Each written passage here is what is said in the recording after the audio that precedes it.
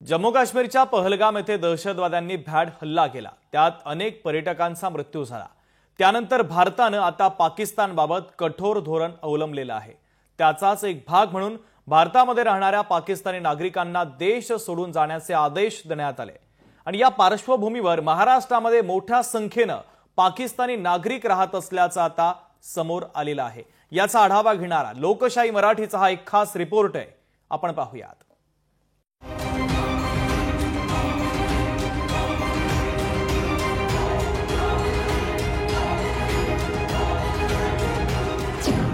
महाराष्ट्रात तब्बल 18,000 पाकिस्तानी, मुंबईत सर्वात जास्त पाकिस्तानी नागरिक शोधणं युद्ध पातळीवर।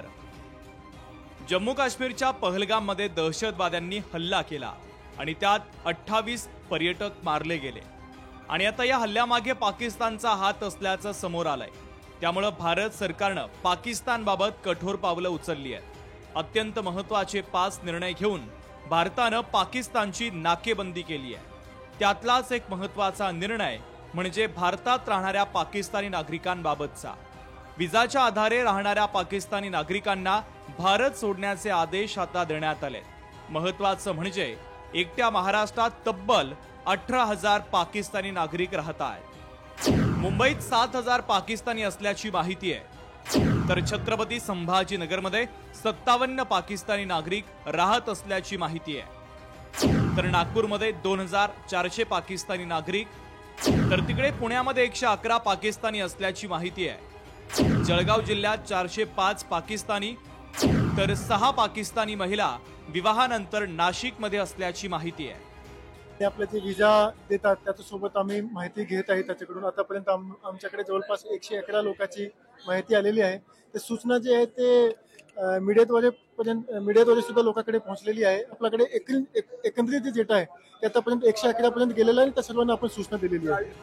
भारतात विजावर आलेल्या या नागरिकांमध्ये मुस्लिम, सिंधी आणि हिंदू समाजाच्या व्यक्तींचा समावेश आहे।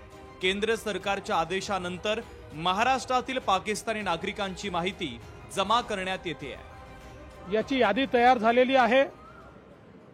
आम्ही मॉनिटरिंग करतोय। सगळ्या पोलीस स्टेशन्सला देखील सांगितलेलं आहे तात्काळ वेळेमध्ये त्यांनी देश सोडून गेलं पाहिजे, या दृष्टीने पूर्ण मॉनिटरिंग केलं जाईल। आणि जर कोणी त्याच्यात दिरंगाई केली तर त्याच्यावर कायदेशीर कारवाई केली जाईल।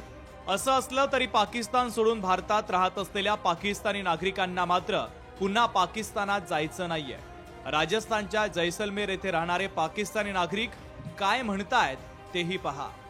सेंट्रल गवर्नमेंट से यही कहना चाहेंगे कि हम जो भी इतना अपना घर बार जला के वहाँ से यहाँ अपने देश हिंदुस्तान में आए हैं, तो आखिर हमारी कोई ना कोई मजबूरी होगी। अगर हमें देखो, अगर हमारी जो भी मजबूरी है तो हमें वापस भेजा नहीं जाए और हम यहाँ पे ही रहने आए हैं। हम हिंदू, अगर हमें यहाँ पे हिंदुस्तान में शरण नहीं मिलेगी तो आखिर हिंदू जाएंगे कहाँ? हमें गोली लगेगी, लगने दे। मोदी जी का सॉन्ग हमने बनाया था, फिर जाके हमारी वीजा लगी है, तो वीजा लगी है तो हम इधर ही रहने आए हैं। ये हमारा धरती है, हम कहीं भी नहीं जाएंगे।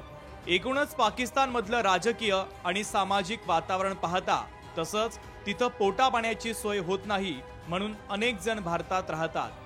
आता पहलगामच्या हल्ल्यानंतर भारत सरकारने कडक पावलं उचलली आहे। त्यामुळे या नागरिकांना आता पाकिस्तानात परत जाण्यावाचून पर्याय नाहीये। अमोल धर्माधिकारी, लोकशाही मराठी। लोकशाही मराठी ऐका, पहा, जागरूक रहा।